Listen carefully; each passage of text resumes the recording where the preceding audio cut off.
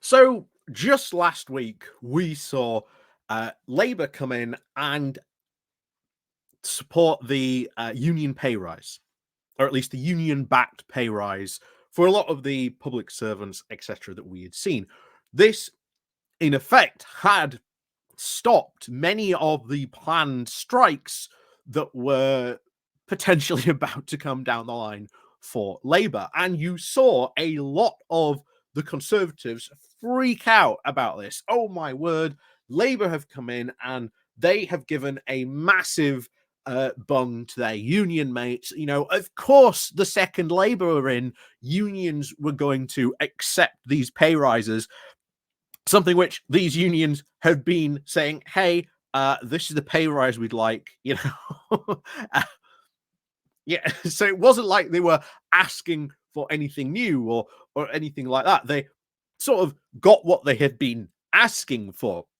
And remember, in the lead up to this election, you saw not only a lot of unions be really excited about the fact of a upcoming Labour government, but you saw, as this also went on, and I think we did a video about this, but businesses who had outstanding disputes with unions or anything like that, suddenly they actually started talking to these unions and coming to, you know, somewhat of an agreement. You know, it's almost like this government is very pro-worker. Although I know some people will disagree with that. But I want to talk about the other thing that happened, and that was, of course, the fallout between ASLEF and LNER. And obviously, after that pay strike, the Tories, the right-wing government, used this as very much a symbol. See, these unions are overstepping their mark, and they are going to sort of force, you know, Labour into doing all these crazy kooky things. But it's not what happened. What really had happened was that there had been a falling down, a breaking down in the talks of negotiations between LNER and the ASLEF union, which had resulted in now a planned 22 days of strike, which were going to start this weekend. However, today, guess what? These strikes by the ASLEF union have now been called off. Why? Because they have now had successful talks with LNER. Communication got back on track. They got back around the table and they started talking. And guess what? They came to an agreement which was favorable for the unions. Now, you won't hear that, I think, anywhere else, especially not in the right-wing news, or if not, they'll try and spin it as some sort of terrible victory for the evil unions. But it is worth, I think, talking about and highlighting what went on here and sort of the lead up to it. And especially, I think the agreement between not only the unions and the businesses here, because going back to before this, as we just mentioned, lots of businesses that had outstanding disputes with unions or anything like that suddenly started cleaning them up pretty quickly, knowing that Labour government was about to get in power. Yet I am told constantly by many people, oh, we've just changed one group of Tories for another. But before we get more into this, please do remember to click on the like, share, and subscribe button. And of course, down below, there are links to my Patreon page, the one after link called Buy Me Coffee, where you can buy me coffee, the YouTube thank you button, and of course, as always, there is the Pony Club, the Patreon, the YouTube thank you button, etc. That's all down below. Anyway, and of course, don't forget to click on the like, share, and subscribe button if you're new.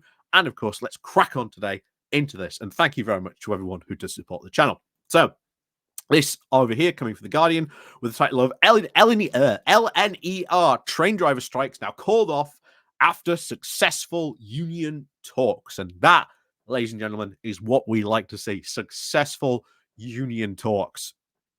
So, a series now of weekend strikes by the LNER, by the train drivers on the LNER, scheduled to start from Saturday, has now been called off after the trade union ASLEF has announced.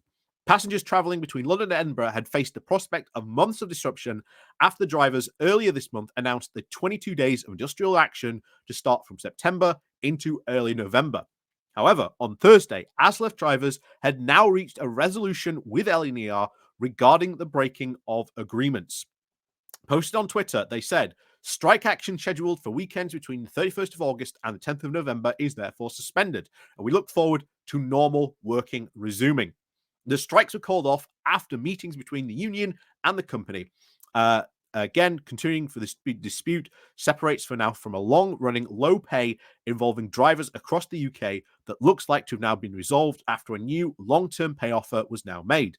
Mick Whelan, the General Secretary of ASLEF, said, once again, we have demonstrated that by sitting down around a table and negotiating issues on the railway can be resolved, and in a way that means a better workplace practices for rail workers and better services for the travelling public.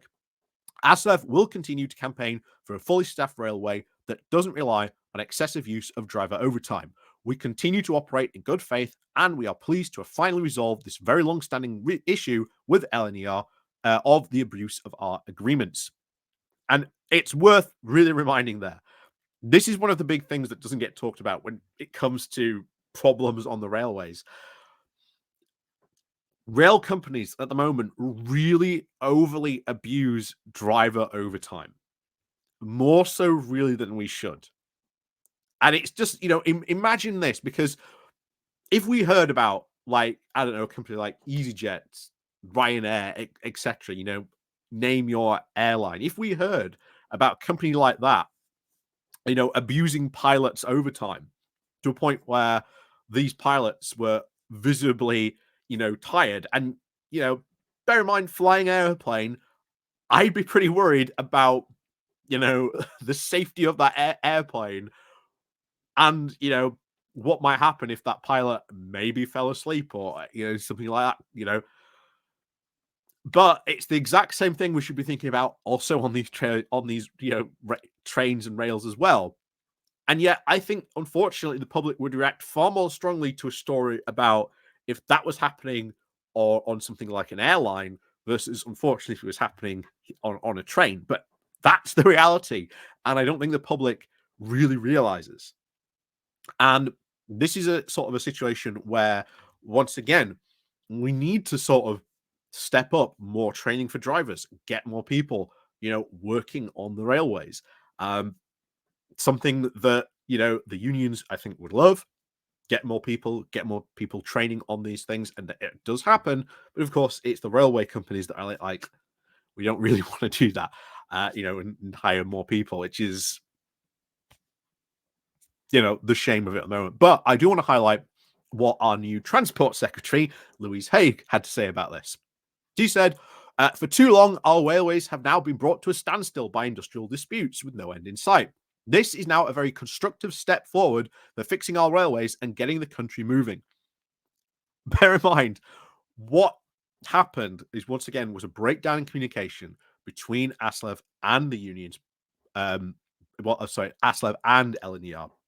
And that has now been solved. And it's really worth highlighting that this issue was solved not through strikes, but through both sides sitting down, talking and communicating. And that's ultimately what solved it. And that is what should be celebrated. But it very often isn't, unfortunately. But I do think that's what should be celebrated and talked about a bit more. She continued, though, said, our priority now is, of course, to deliver vital reforms to our broken railway and what they need. And we can deliver these reforms if services aren't, we can't deliver these reforms if services are not running. Industrial disputes, of course, being left unresolved. And that is something also we should highlighting. It's very interesting that we had all these rail disputes continuing for so long under the Tories. And then the second Labour comes in, all these disputes end. Or very much, shall we say, quickly get resolved. It's very welcome that LNER and ASLEF have now found a resolution to this dispute at no extra cost to the taxpayer, which will then deliver an improved service for our passengers. So that, I think, very, very much really should be enforced, that there was an agreement come to these two sides. And I think it should be celebrated on that. So that is good. I think this dispute being solved these strikes not taking place, that the unions and the workers have got what they want so that they can have a better working practice, that there is now going to be sort of, a fully staffed sort of railway, which we sort of really need. And I think that is good. And unfortunately, I don't think many people are going to talk too much about that. But hey, I think it's very, very much worth talking about.